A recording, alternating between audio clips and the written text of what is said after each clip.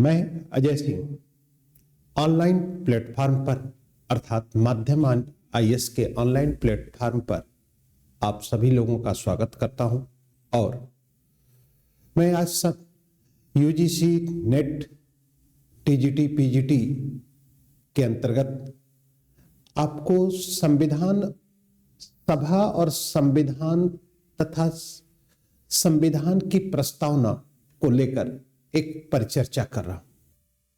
Clear? Topic है संविधान सभा। संविधान सभा, संविधान सभा, संविधान और संविधान की प्रस्तावना को लेकर क्या स्थिति है, इस स्थिति के संबंध में एक सिचुएशन मैं आपको रखता हूं। द्वितीय विश्व युद्ध हो चुका है और द्वितीय विश्व युद्ध के समाप्त होने के पश्चात यूरोप के राष्ट्रों की आर्थिक स्थिति कमजोर हो गई, या यह कह सकते हैं कि यूरोप के जो राष्ट्र थे जो औद्योगिक क्रांति के कारण अपने वर्चस्व या अपने प्रभुत्व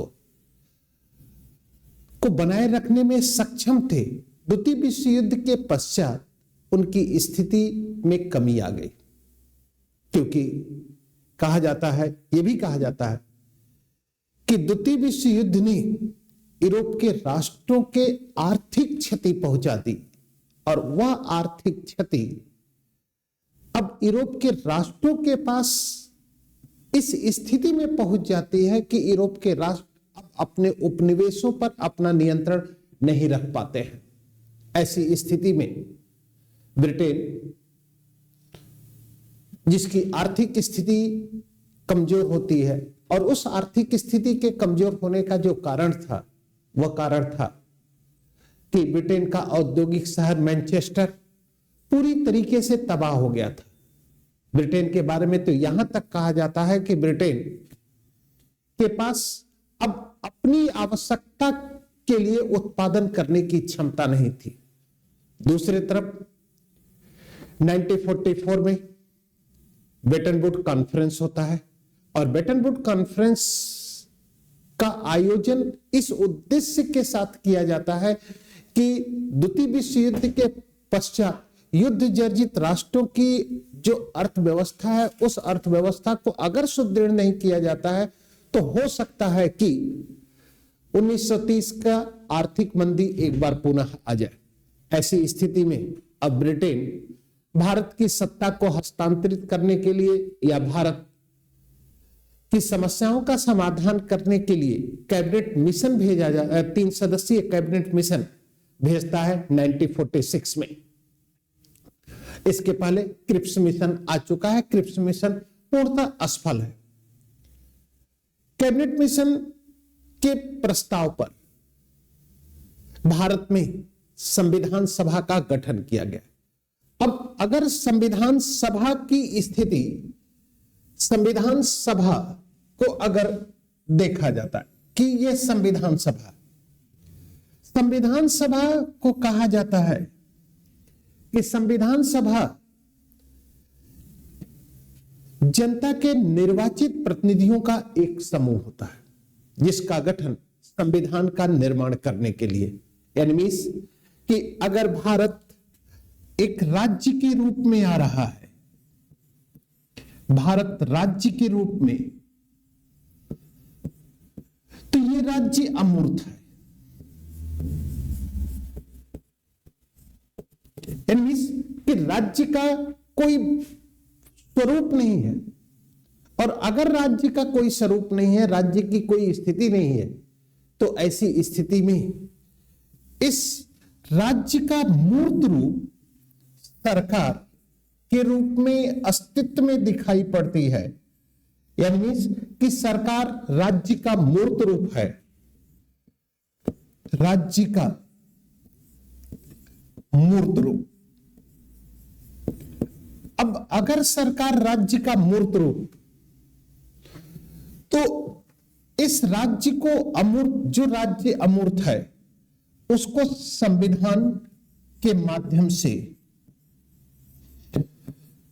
सरकार की स्थापना की जाती है और सरकार की स्थापना के साथ राज्य को मूर्त स्वरूप प्रदान कर दिया जाता है। ऐसी स्थिति में अब अगर संविधान की जरूरत है तो संविधान के बिना राज्य मूर्त स्वरूप ग्रहण नहीं कर पाएगा, क्योंकि संविधान एक ऐसा डॉक्यूमेंट है जिसके माध्यम से किसी राज्य में राजनीतिक व्यवस्था की स्थापना की जाती है। अब अगर संविधान राज्य को मूर्त रूप प्रदान करता है तो राज्य का मूर्त रूप सरकार के रूप में स्थापित करने के लिए संविधान का होना जरूरी है, और संविधान के निर्माण के लिए संविधान सभा होनी चाहिए। संविधान सभा, और संविधान सभा जनता के यानी कॉन्स्टिट्यूएंट असेंबली, जनता के निर्वाचित प्रतिनिधियों का वह समूह है जिसका गठन किसी संविधान के निर्माण के लिए किया जाता है। और इस संविधान सभा का गठन कैबिनेट मिशन, कैबिनेट मिशन 1946 के माध्यम से, क्योंकि एक बार गांधी जी ने मिस ब्रिटेन कहता है कि मैं आप लोग के लिए संविधान का निर्माण कर दूं।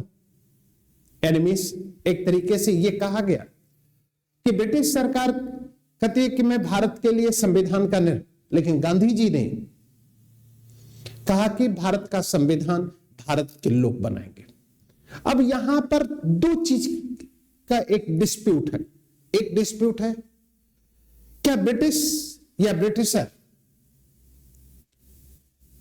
इस बात को लेकर यह संदेश देना चाहते थे कि भारतीयों के पास इतनी योग्यता नहीं है कि भारत की राजनीतिक व्यवस्था की स्थापना के लिए संविधान का निर्माण कर सके। एक रीजन ये मीन्स कि ब्रिटिशर इस बात को मान रहे थे कि भारतीयों के पास इतनी योग्यता नहीं है कि वह भारत में राजनीतिक व्यवस्था की स्थापना करने के लिए संविधान का निर्माण कर सके। लेकिन दूसरे तरफ संविधान सभा जो जनता के निर्वाचित प्रतिनिधि हैं या जनता के निर्वाचित प्रतिनिधियों का समूह है, इस समूह के माध्यम से संविधान का गठन किया जाता है। और एक क्वेश्चन यह भी कभी कभी खड़ा होता है कि विश्व में सबसे प्रथम संविधान सभा किसकी थी या कौन सी संविधान सभा थी। तो संविधान सभा वहीं पर स्थापित होगी या वहीं पर गठित होगी जो प्रथम संविधान बना होगा। और विश्व का प्रथम रिटन कॉन्स्टिट्यूशन है अमेरिका का, इसलिए अमेरिकी संविधान का निर्माण करने के लिए जिस संविधान सभा का गठन किया गया वह संविधान सभा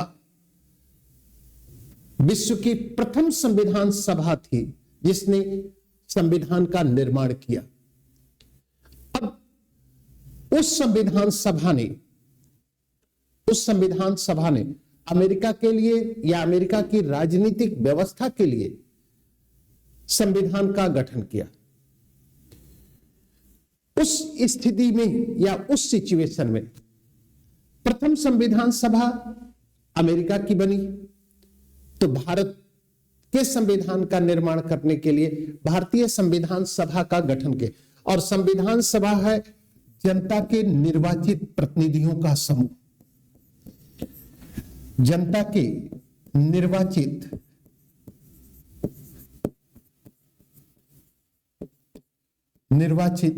प्रतिनिधियों का समूह।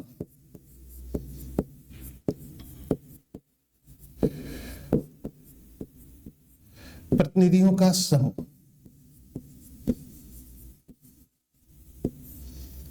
क्लियर? अब प्रॉब्लम है क्या? प्रॉब्लम है कि संविधान सभा जनता के निर्वाचित प्रतिनिधि। अब ऐसी स्थिति में क्या भारतीय संविधान सभा का गठन करने के लिए कोई, अगर संविधान सभा जनता के निर्वाचित प्रतिनिधि हैं, तो क्या संविधान सभा के गठन के लिए कोई प्रत्यक्ष चुनाव हुआ था? और जब प्रत्यक्ष चुनाव नहीं हुआ है तो ऐसी स्थिति में भारतीय संविधान का निर्माण करने वाले जो लोग थे, क्या उन लोगों को मिलाकर जिस संविधान सभा का गठन किया गया था, क्या वह वास्तव में संविधान सभा है? सवाल यहां पर आकर डिस्प्यूट खड़ा हो जाता है कि क्या एक्चुअल, क्योंकि प्रत्यक्ष चुनाव नहीं हो रहा, यानी संविधान सभा के गठन को लेकर कोई प्रत्यक्ष चुनाव नहीं हुआ। और जब संविधान सभा के गठन को लेकर कोई प्रत्यक्ष चुनाव नहीं होता है तो ऐसी स्थिति में, ऐसी सिचुएशन में क्या भारतीय संविधान सभा को हम वास्तव में संविधान सभा कहें? कुछ कारण है जिसको लेकर कहा जाता है कि संविधान सभा का गठन क्यों नहीं हुआ, यह संविधान सभा के लिए प्रत्यक्ष चुनाव। पहली बात कि भारत की स्वतंत्रता सांप्रदायिक दंगों और भारत विभाजन के साथ होती है, यानी कि चुनाव न होने का कारण यह था कि भारत विभाजन और सांप्रदायिक दंगे। दूसरा रीजन था भारत की आर्थिक स्थिति। इसलिए प्रत्यक्ष चुनाव न होने के पीछे सबसे बड़ा कारण यही था कि सांप्रदायिक दंगों के कारण स्वतंत्र और निष्पक्ष निर्वाचन संभव नहीं। ऐसी स्थिति में जिस संविधान सभा का गठन किया गया वो प्रत्यक्ष चुनाव का परिणाम नहीं है, लेकिन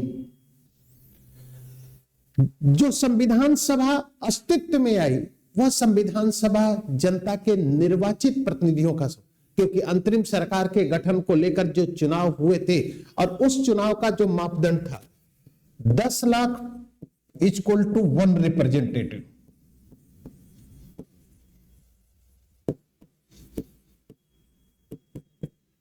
यानी 20 के 10 लाख पर एक प्रतिनिधि अस्तित्व में, एक प्रतिनिधि था।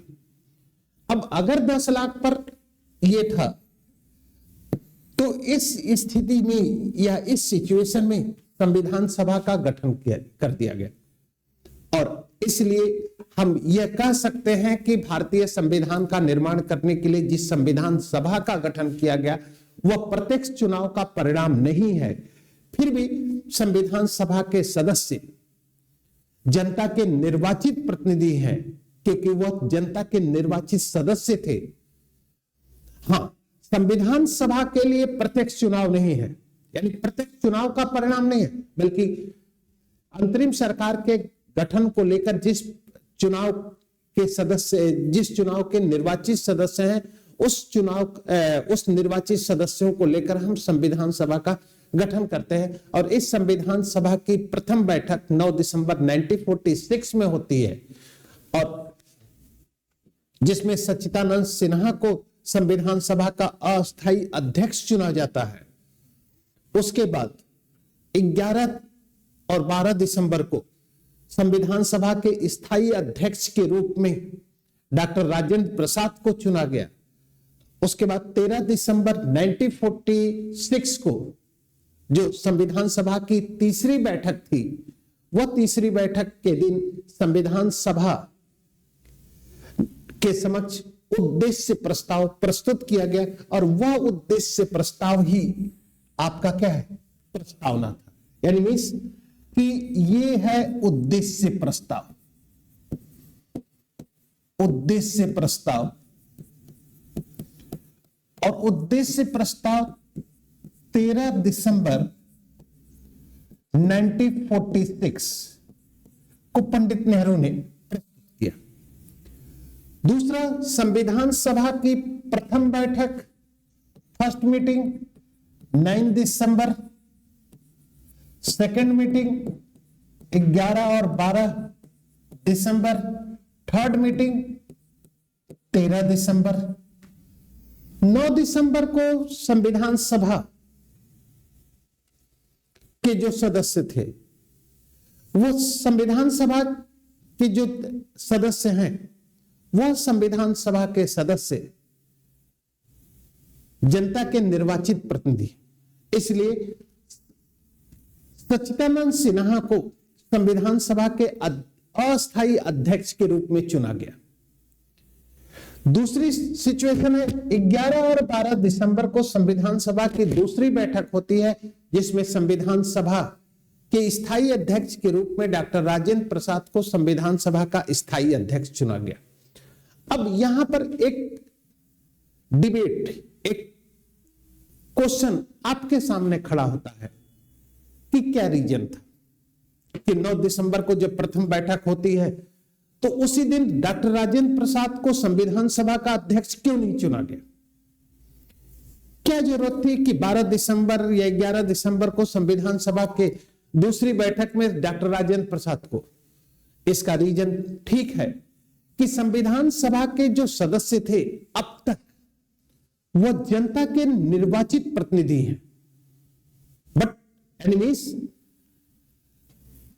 The constituent assembly or constituent assembly is the member of representative but no member of constituent assembly।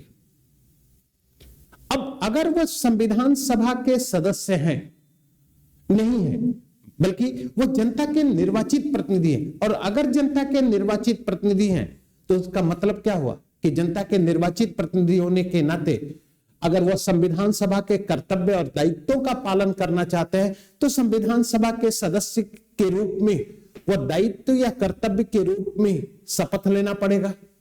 इसलिए सच्चिदानंद सिन्हा को संविधान सभा के अस्थायी अध्यक्ष को चुना जाता है, और संविधान सभा के अस्थायी अध्यक्ष को चुनने के पश्चात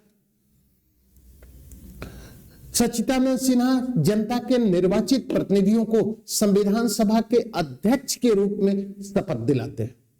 अब जब संविधान सभा के अध्यक्ष के रूप में शपथ दिला दिया तो जनता के निर्वाचित प्रतिनिधियों की स्थिति परिवर्तित हो गई। अब वो संविधान सभा के मेंबर बन गए, और जब संविधान सभा के मेंबर बन जाते हैं तो ऐसी स्थिति में संविधान सभा के सदस्य संविधान सभा की कार्यवाही को सुचारू रूप से संचालित करने के लिए स्थायी अध्यक्ष के रूप में डॉक्टर राजेंद्र प्रसाद को एक स्थायी अध्यक्ष के रूप में निर्वाचित किया। क्लियर? यहां तक तो समझ में आ गया। अब यह स्थिति अगर प्रेजेंट टाइम में भारतीय संविधान की स्थिति में देखा जाए कि भारतीय संविधान में प्रेजेंट टाइम में या वर्तमान परिप्रेक्ष्य में, तो 2007, 2007 ऑब्लिक 2008 के यूपीएससी मेंस में एक क्वेश्चन आया था, what is pro tem speaker? What is pro tem speaker? Pro tem speaker क्या है?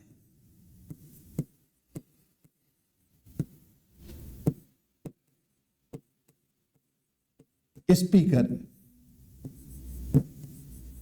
क्या है? और ये 150 वर्ष का क्वेश्चन है और 15 नंबर का सवाल है। 150 वर्ष और 15 नंबर का सवाल। और किसी भी किताब में, किसी भी टेक्स्ट बुक में या कोई भी अगर बुक देखेंगे या नोट्स देखेंगे तो प्रोटेम स्पीकर के बारे में मैक्सिमम 28 से 30 वर्ड्स या मैक्सिमम 40 वर्ड्स लिखा गया है कि प्रोटेम स्पीकर एक होता है जिसकी नियुक्ति राष्ट्रपति करता है, जो सबसे वरिष्ठतम सदस्य होते हैं जनता के निर्वाचित प्रतिनिधियों में, उसी वरिष्ठतम सदस्य को प्रोटेम स्पीकर के रूप में राष्ट्रपति नियुक्त करता है, और राज्यों में विधानसभा में राज्यपाल सबसे वरिष्ठतम सदस्य को प्रोटेम स्पीकर के रूप में नियुक्त करता है। क्लियर? अब क्वेश्चन इतना ही है, लिखना है 150 वर्ड्स, और 150 वर्ड्स अगर लिखना है तो इसके बारे में आपको कुछ एथेंटिक या कुछ महत्वपूर्ण कंसेप्ट क्लियर होनी चाहिए कि आखिर प्रोटेम स्पीकर का अपॉइंटमेंट क्यों किया गया या क्यों किया जाता है प्रत्येक चुनाव के पश्चात।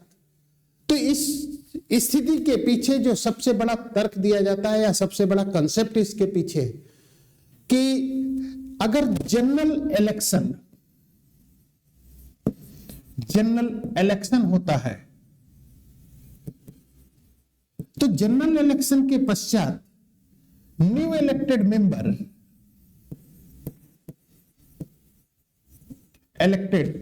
Member of public but no member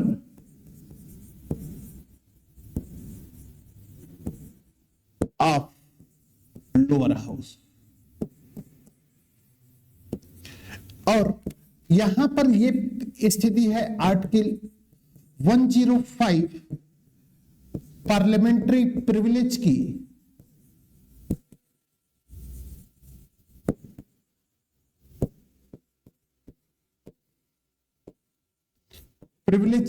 संसदीय विशेषाधिकार की। और संसदीय विशेषाधिकार की स्थिति क्या है कि यदि कोई व्यक्ति जो संसद का सदस्य नहीं है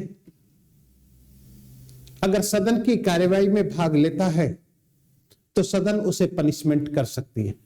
अभी तक जनरल इलेक्शन के पश्चात जो सदस्य निर्वाचित हुए हैं वो जनता के प्रतिनिधि हैं। Means after general election the new elected member of public but no member of the lower house। यानी मींस कि चुनाव के पश्चात जो लोग विजयी कैंडिडेट हैं वो जनता के प्रतिनिधि तो हैं, जनता के निर्वाचित सदस्य हैं, बल्कि वो लोकसभा के सदस्य नहीं है। और आर्टिकल 105 जो पार्लियामेंट्री प्रिविलेज है या संसदीय विशेषाधिकार है, संसदीय विशेषाधिकार यह स्थिति बनाता है कि यदि कोई व्यक्ति जो सदन का सदस्य नहीं यानी लोकसभा का सदस्य नहीं अगर सदन की कार्यवाही में भाग लेता है जो सदस्य नहीं है, ऐसी स्थिति में सदन उसे दंड दे सकती है। अब बताइए कि जनता के निर्वाचित प्रतिनिधि होने के बाद भी वो सदन की कार्यवाही में भाग नहीं ले सकते हैं। ऐसी स्थिति में जनता के निर्वाचित प्रतिनिधियों को सदन की कार्यवाही में भाग लेने के लिए एलिजिबल बनाने के लिए उन्हें अपने सदन के सदस्यता की शपथ लेनी होगी और वह शपथ प्रोटेम स्पीकर दिलाता। और जब जनता के निर्वाचित सदस्य जो होंगे अगर जनता के निर्वाचित सदस्यों को प्रोटेम स्पीकर शपथ दिलाता है तो ऐसी स्थिति में प्रोटेम स्पीकर का मुख्य दायित्व है कि जनता के निर्वाचित प्रतिनिधियों को लोकसभा के सदस्य के रूप में शपथ दिलाना। और जब लोकसभा के सदस्य के रूप में शपथ दिला दिया तो जो जनता के निर्वाचित प्रतिनिधि हैं वे जनता के निर्वाचित प्रतिनिधि अब लोकसभा के नवनिर्वाचित सदस्य हो गए। ठीक, क्लियर। अब जनता के नवनिर्वाचित सदस्य होने के बाद उनका मुख्य कार्य है कि सदन की कार्यवाही को सुचारू रूप से संचालित करने के लिए लोकसभा अध्यक्ष एवं उपाध्यक्ष का निर्वाचन करें। और लोकसभा अध्यक्ष एवं उपाध्यक्ष का निर्वाचन करने के पश्चात सदन की कार्यवाही शुरू हो जाती है। वही स्थिति यहां पर भी है कि संविधान सभा जनता के निर्वाचित सदस्य हैं लेकिन संविधान सभा के सदस्य नहीं थे। और जब संविधान सभा के सदस्य नहीं थे तो ऐसी स्थिति में संविधान के निर्माण करने का कार्य शुरू कैसे होगा। इसलिए जरूरी था कि जनता के निर्वाचित प्रतिनिधियों को संविधान सभा के सदस्य के रूप में शपथ दिलाया जाए।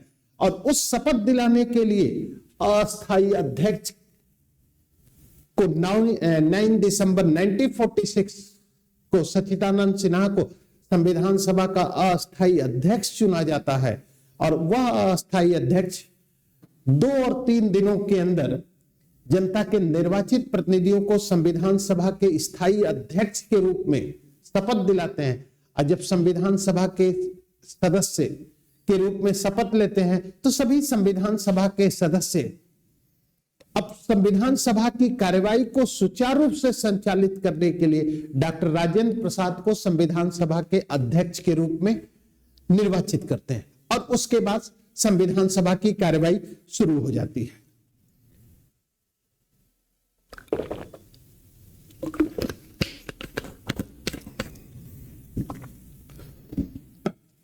तो ऐसी स्थिति में इस विवाद का समाधान हो गया कि क्या एक्चुअल में भारतीय संविधान सभा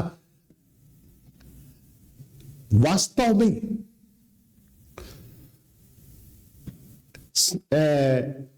जनता के निर्वाचित प्रतिनिधि थे।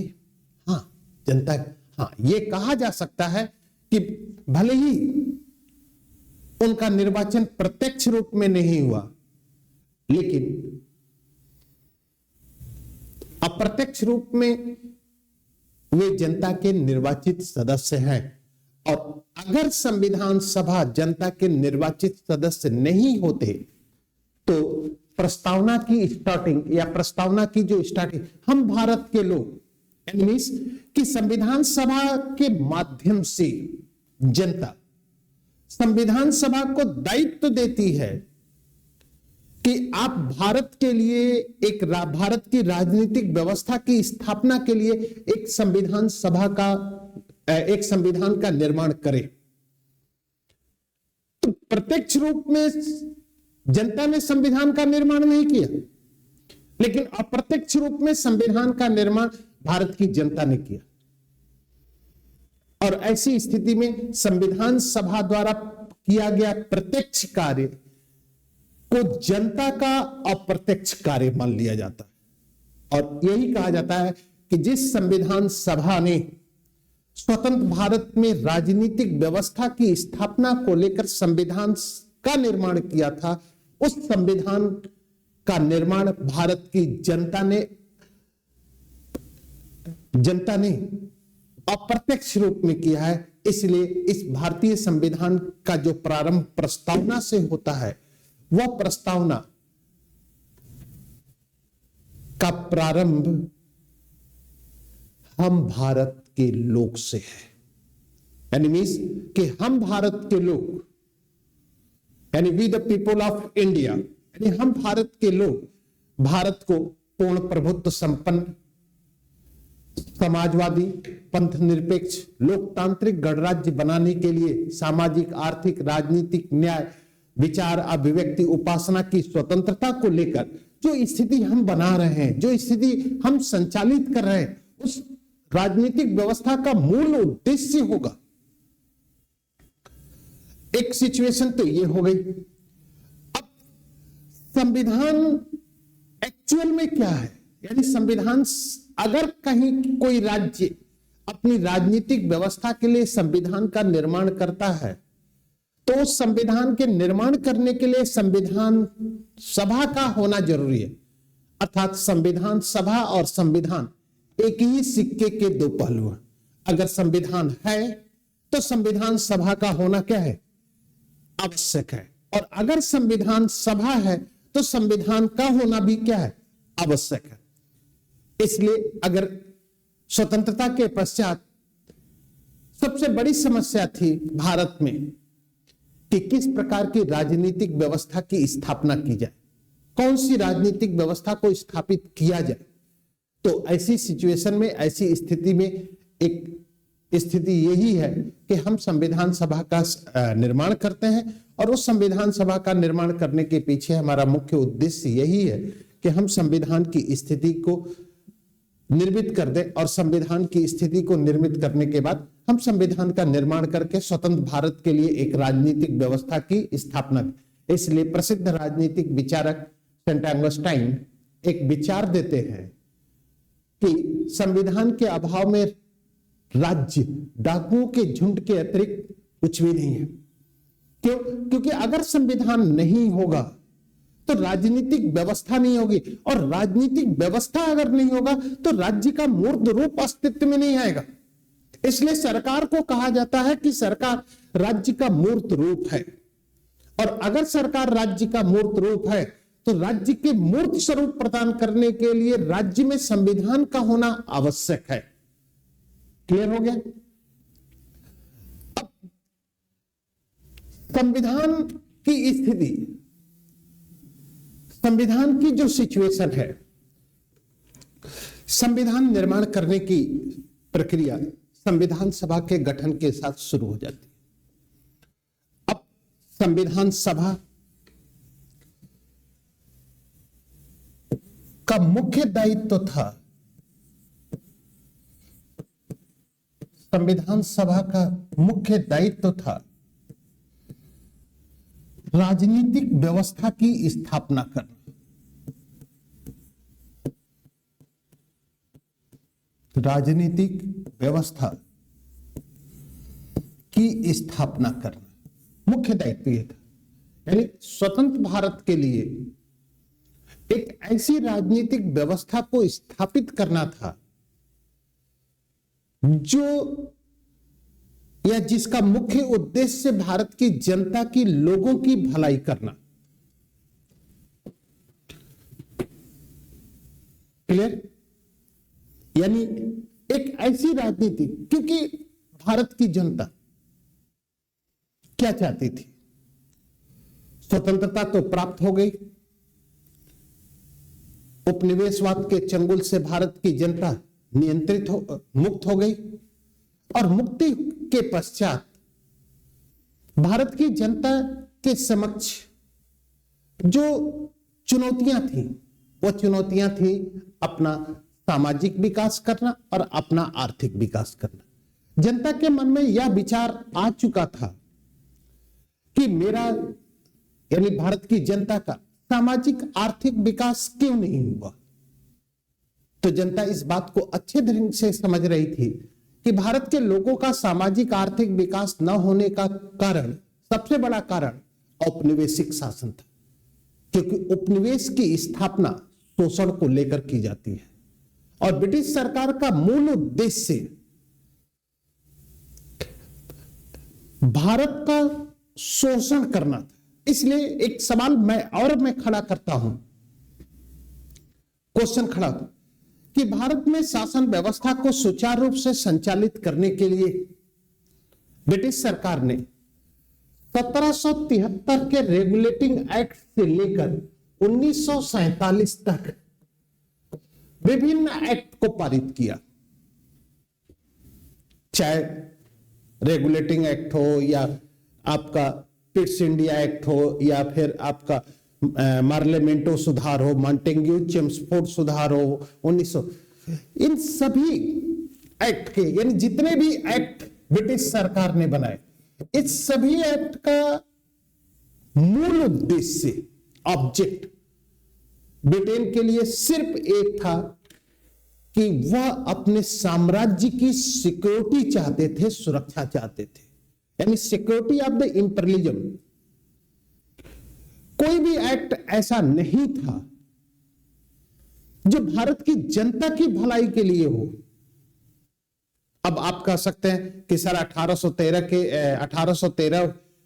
के एक्ट में तो शिक्षा पर 1 लाख खर्च करने की व्यवस्था की गई, रेलवे का प्रसार किया गया, वह उनके साम्राज्य या उनके शोषण करने का एक तरीका है।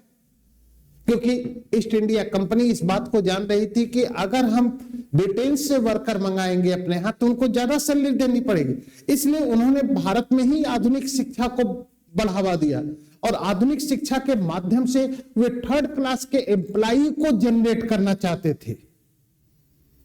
उनका उद्देश्य भारत के लोगों को शिक्षित करना नहीं था, बल्कि भारत के लोगों को उस मात्रा तक शिक्षित करना था जिस मात्रा तक भारत के लोग उनके लिए 3rd क्लास के एम्प्लॉय के रूप में भूमिका।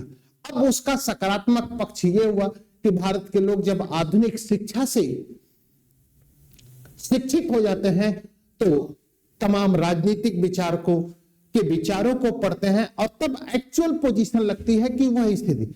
इसलिए 1773 से लेकर 1947 तक ब्रिटिश सरकार ने जो भी एक्ट लाया भारत अपने औपनिवेशिक शासनकाल के दौरान, तो उस एक्ट का एकमात्र उद्देश्य था भारत की जनता की भलाई नहीं, भारत की जनता का सामाजिक आर्थिक विकास करना नहीं, बल्कि अपने साम्राज्य की सुरक्षा करना। यानी ब्रिटिश सरकार द्वारा अपने शासनकाल के दौरान जो भी एक्ट या जो भी कानून या अधिनियम लाए जाते हैं उसका यह है कि अपने साम्राज्य को स्थायित्व स्वरूप देना और अपने साम्राज्य की सुरक्षा करना। अब दूसरी बात कि भारत की जनता इस बात को अच्छे तरीके से जान चुकी थी कि हमारा सामाजिक और आर्थिक विकास क्यों नहीं हुआ। उसके पीछे एक पर्पस था कि हमारा सामाजिक आर्थिक विकास न होने के पीछे जो सबसे बड़ा कारण था वह कारण है कि हमारे ऊपर औपनिवेशिक शासन था, और औपनिवेशिक शासन का जो प्रकृति होती है, जो नेचर होता है, वह शोषणकारी होता है। इसलिए लगभग 2 शताब्दी तक अगर ब्रिटेन ने भारत के ऊपर, अगर 2 शताब्दी तक देखा जाए तो ब्रिटेन का था। वैसे भारत में अगर देखा जाए कि विदेशियों का शासन तो लगभग 1200 वर्षों से था। 712 से मुगल प्रथम विदेशी आक्रमण, उसके बाद भारत के लोग शासन प्रक्रियाओं से अलग हैं और भारत पर शासन करने वाले लोग विदेशी हैं, तो उन सब का उद्देश्य यही था कि शोषण किया जाए। लेकिन ब्रिटिश सरकार आधुनिक अवधारणा के अंतर्गत उपनिवेशवाद की स्थापना करती है, और उस उपनिवेशवाद की स्थापना के पीछे उनका मुख्य उद्देश्य था कि औद्योगिक क्रांति के पश्चात ब्रिटेन में जो नए नए उद्योग स्थापित हुए थे, उन उद्योगों के लिए कच्चे माल की पूर्ति करना, और उस उद्योगों से जो निर्मित माल है उनके लिए बाजार, और इन दोनों की पूर्ति वह अपने उपनिवेश से कर रहे हैं। तो एक उद्देश्य यही था उनका। अब ऐसी स्थिति में भारत में अगर उपनिवेश की थी तो भारत के लोगों के पास, भारत के लोगों की जो सामाजिक और आर्थिक स्थिति दयनीय थी स्वतंत्रता के पश्चात, यह इस स्थिति को सुधारने का चैलेंज भारत के नवीन स्वतंत्र भारत की सरकार के पास था। इसलिए भारत की जनता इस बात को अच्छे तरीके से जानती थी कि मेरा सामाजिक और आर्थिक विकास क्यों नहीं हो पाता है। इसका मूल कारण है कि ब्रिटिश सरकार, जिसकी प्रकृति या जिसका नेचर शोषणकारी था। इसलिए स्वतंत्र भारत के समक्ष संविधान सभा और भारत की जनता की जो सबसे बड़ी चुनौती थी कि एक ऐसी राजनीतिक व्यवस्था की स्थापना करना है जो राजनीतिक व्यवस्था भारत की जनता की भलाई के लिए हो। इसलिए अब अगर राजनीतिक व्यवस्था जनता की भलाई के लिए हो तो संविधान का भी स्वरूप वही होना चाहिए जो जनता की भलाई के लिए, क्योंकि संविधान राजनीतिक व्यवस्था की स्थापना करता है।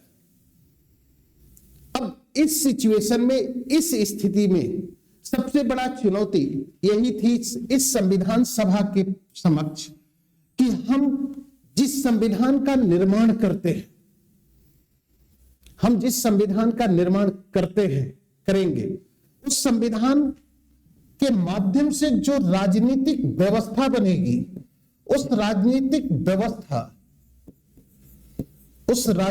व्यवस्था का मूल दायित्व लोगों की भलाई थी, लोगों की भलाई। It means to help the public, Indian public, to help the Indian public. And it means कि कॉन्स्टिट्यूशन जिस पॉलिटिकल सिस्टम का इस्टेब्लिशमेंट करता है, उस पॉलिटिकल सिस्टम का मूल उद्देश्य था लोगों की भलाई करना। इसलिए एक ऐसे संविधान का भी निर्माण करना है कि वह संविधान भारत के लोगों के हितों के लिए कार्य कर सके। इसलिए 14 अगस्त को रात्रि को 12 बजे, यानी 15 अगस्त की जब शुरुआत होती, उस दिन दिल्ली की सड़कों पर भारत की जनता जुलूस लेकर निकलती है और कहती है कि कल मेरी अपनी सरकार होगी। इसका मतलब क्या था कि जनता कहती है मशाल जुलूस लेकर कि कल मेरी अपनी सरकार होगी। इसका मतलब यही होता है कि जो सरकार 15 अगस्त से अस्तित्व में आएगी, उस सरकार का स्वरूप शोषणकारी नहीं होगा।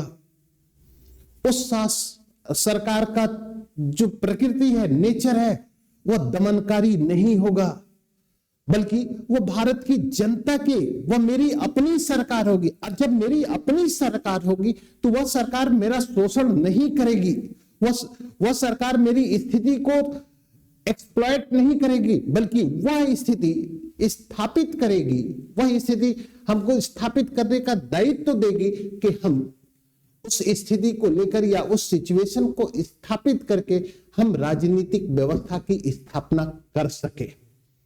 इसलिए राजनीतिक व्यवस्था की स्थापना का जो उद्देश्य था वो यही था कि एक ऐसे संविधान का निर्माण किया जाए जो संविधान भारत की जनता की भलाई कर सके, क्योंकि भारत की जनता बहुत समय से अत्याचार, शोषण, दमन का शिकार हो चुकी थी। इसलिए एक ऐसे संविधान का निर्माण करना है जो संविधान सभा के समक्ष चुनौती थी। अब सिचुएशन, जो इंपॉर्टेंट सिचुएशन है कि ये इंपॉर्टेंट सिचुएशन क्या है कि संविधान सभा का मुख्य कार्य, अब एक थोड़ी सी एक स्थिति और हम डिक्टेट कर लेते हैं कि संविधान है क्या। एक्चुअल में संविधान की पोजीशन है कि संविधान लिखित या अलिखित नियमों का समूह होता है, पहला पॉइंट। दूसरा, संविधान राजनीतिक व्यवस्था की स्थापना करती है। तीसरा पॉइंट, संविधान राज्य और व्यक्ति के संबंधों को स्पष्ट करती है। और चौथा पॉइंट, संविधान में जनता के लिए कुछ मूल्य होते हैं। ये 4 पॉइंट संविधान के लिए आवश्यक है। इसलिए कहा जाता है कि संविधान लिखित या अलिखित नियमों का समूह। ये कोई जरूरी नहीं है कि संविधान, अगर कोई रिटन कॉन्स्टिट्यूशन है तो वह रिटन कॉन्स्टिट्यूशन 100% रिटन होगा, और अगर 100% रिटन होने की गारंटी है तो आप खुद बताइए कि इंडियन कॉन्स्टिट्यूशन रिटन में है तो भारतीय संविधान में यह कहां पर लिखा गया है कि अगर किसी राजनीतिक दल को लोकसभा में स्पष्ट बहुमत न मिले तो वैसी स्थिति में राष्ट्रपति किस व्यक्ति को प्रधानमंत्री या सरकार बनाने के लिए आमंत्रित करेगा? कहीं नहीं लिखा है। तो अगर ये नहीं लिखा है तो how can define the Indian constitution और द रिटन कॉन्स्टिट्यूशन? इसका मतलब है कि, और उसी प्रकार कोई भी अनरिटन कॉन्स्टिट्यूशन अगर है तो ये कोई जरूरी नहीं कि अनरिटन कॉन्स्टिट्यूशन 100% अनरिटन होते हैं। जैसे ब्रिटेन का संविधान अनरिटन कॉन्स्टिट्यूशन है, यानी अलिखित संविधान है, तो अलिखित संविधान होने का मतलब कि 100% अलिखित संविधान नहीं है, बल्कि संविधान का मैक्सिमम पार्ट अनरिटन है। जबकि unwritten constitution depend upon the custom, tradition and judicial decision, और जुडिशियल डिसीजन रिटन में होते हैं। इसलिए अगर हम संविधान का जो वर्गीकरण करते हैं, संविधान का अगर हम क्लासिफिकेशन करें संविधान को, कॉन्स्टिट्यूशन को, तो इस कॉन्स्टिट्यूशन का क्लासिफिकेशन कई आधारों पर किया जाता है।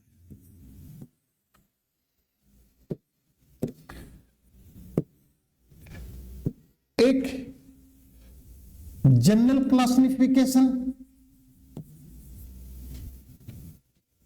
यानी सामान्य वर्गीकरण। दूसरा, अमेंडमेंट बेस्ड वर्गीकरण,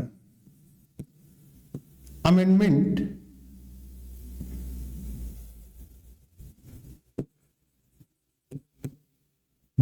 बेस्ड क्लासिफिकेशन। और थर्ड, पावर डिवीजन बेस, यानी मीन्स साधारण वर्गीकरण,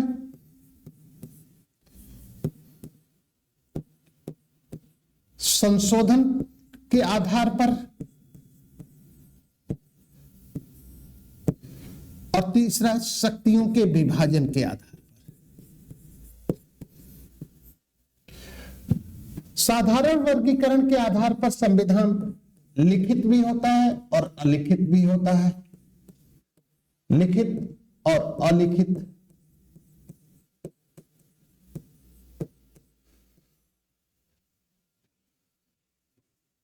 संशोधन के बेस पर संविधान भी 2 प्रकार का होता है, लचीला संविधान, फ्लेक्सिबल कॉन्स्टिट्यूशन, और कठोर संविधान।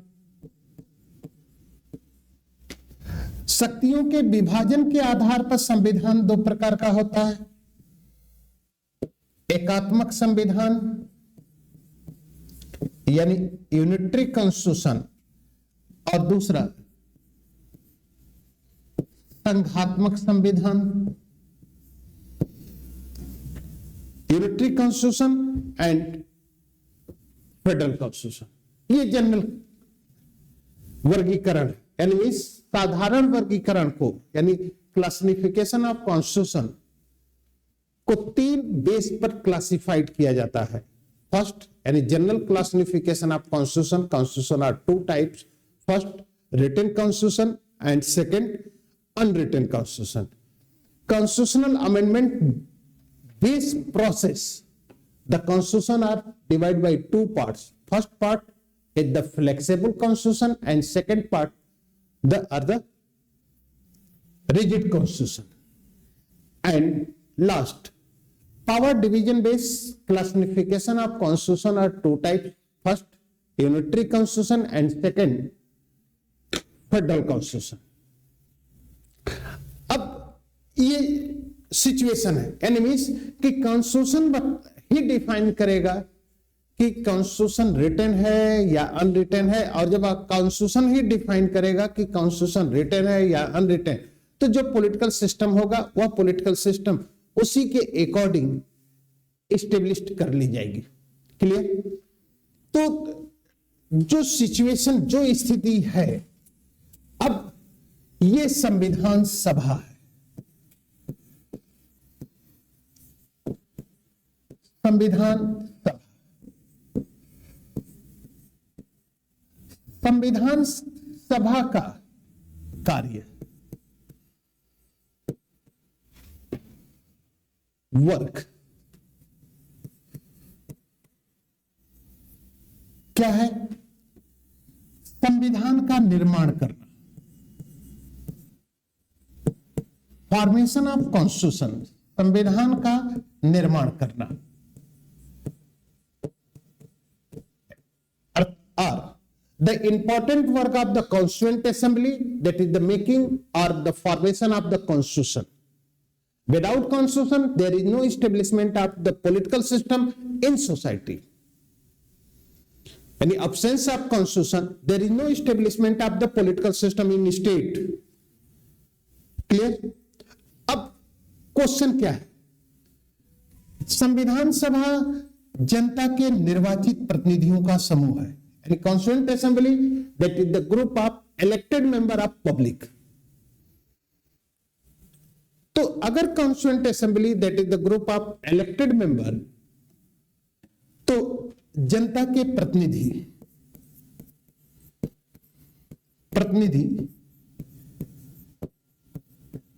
तो क्वेश्चन खड़ा होता है कि संविधान के द्वारा फॉर्मेशन ऑफ या इस्टेब्लिशमेंट ऑफ द पॉलिटिकल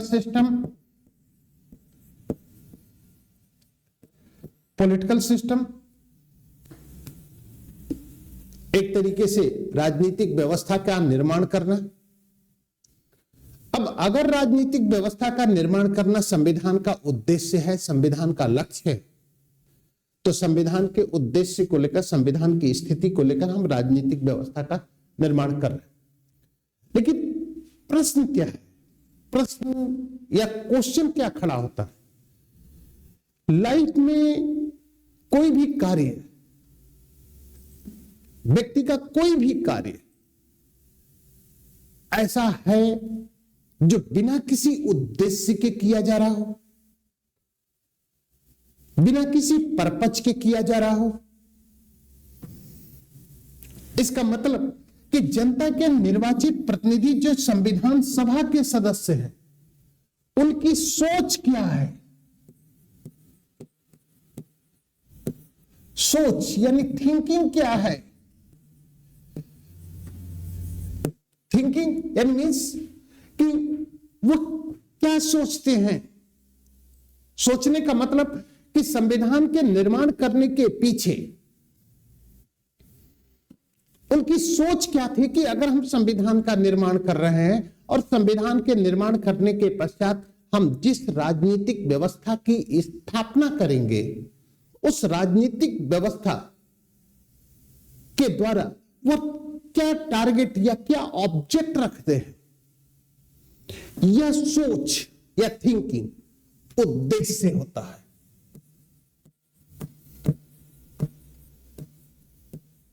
उद्देश्य होता है और उद्देश्य या ऑब्जेक्ट जो है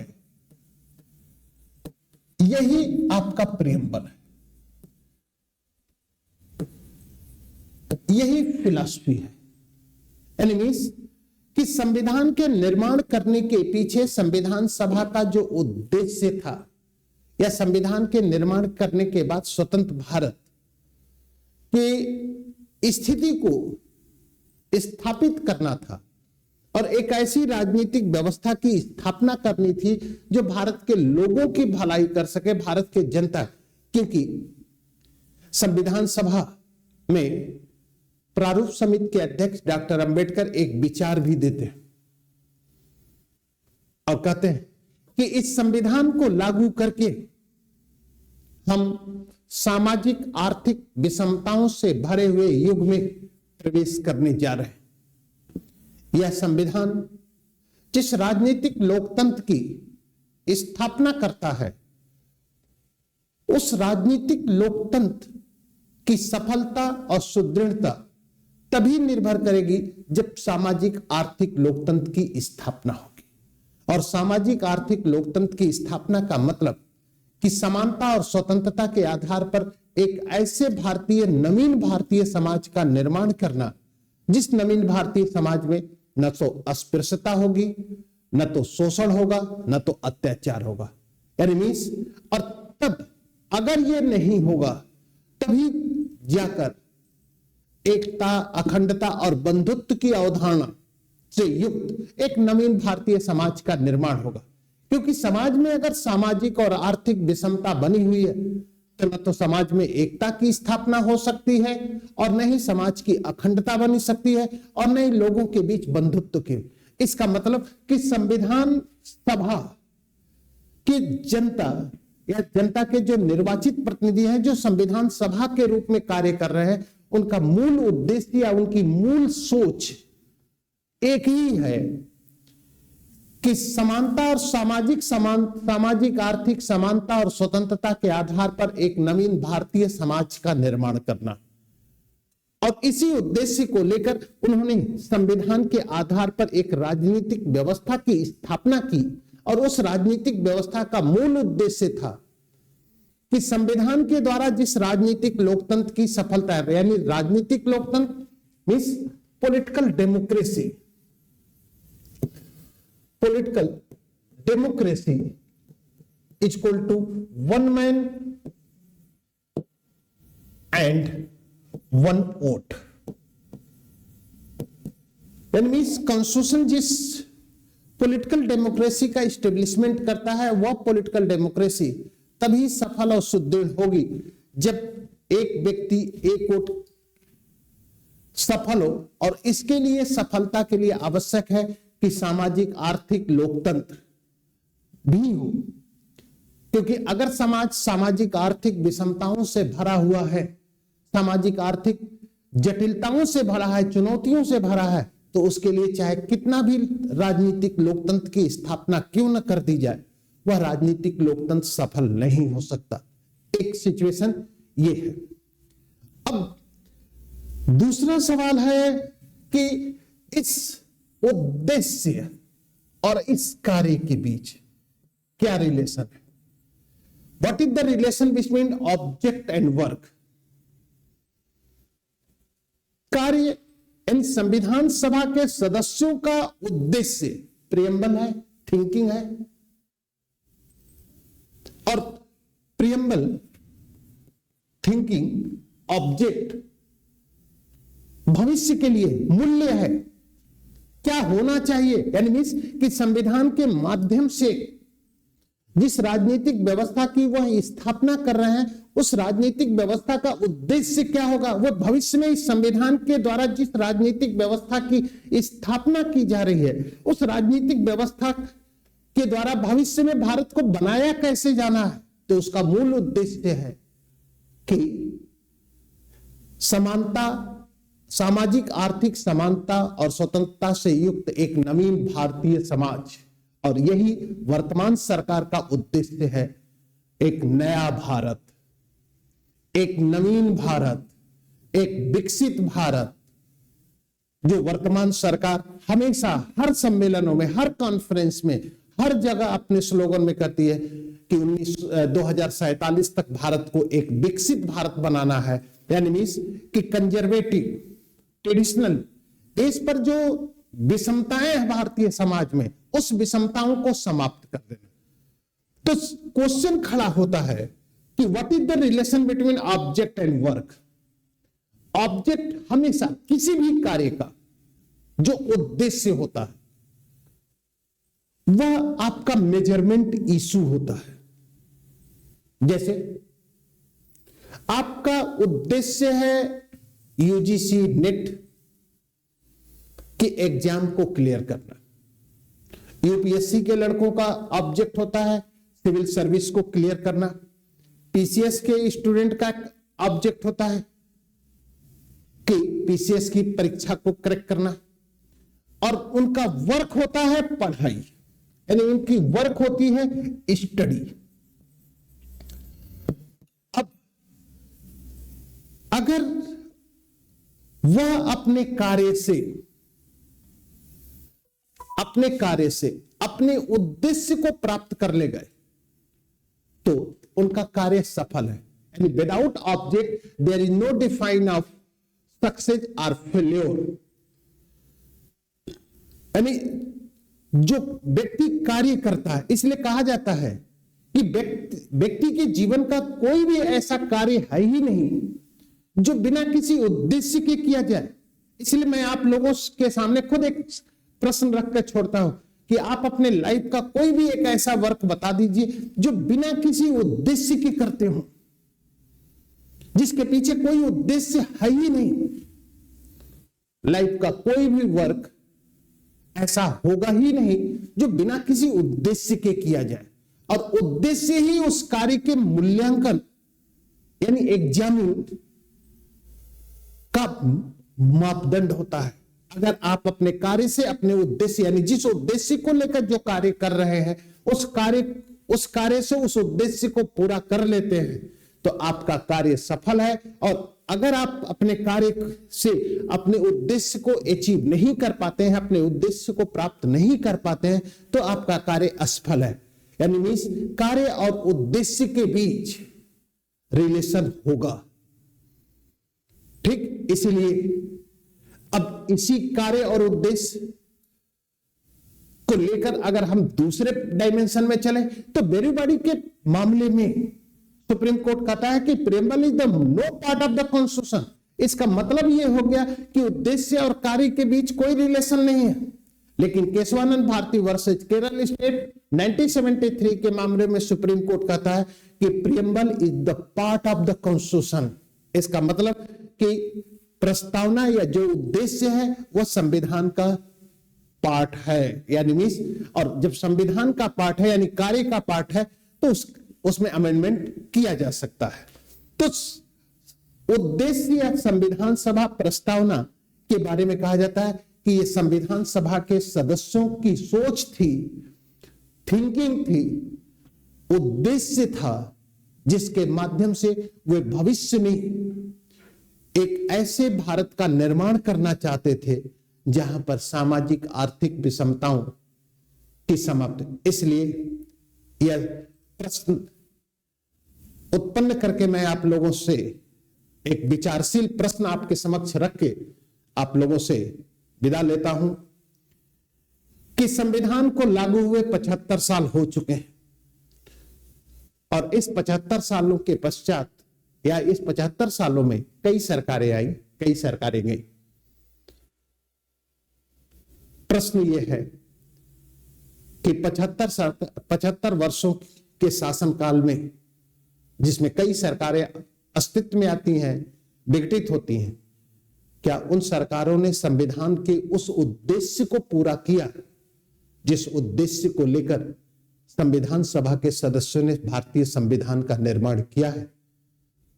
तो आप लोग इस बारे में विस्तार से अपने ओपिनियन या अपने विचार रखिएगा। फिर हम नेक्स्ट क्लास में आपको संविधान की प्रस्तावना के बारे में आपको बात करें कि संविधान की प्रस्तावना है क्या। मैं आज एक संविधान की प्रस्तावना का एक छोटा सा पार्ट रखा हूं कि संविधान की प्रस्तावना होती क्या है। ठीक, थैंक यू। बीच में थोड़ा सा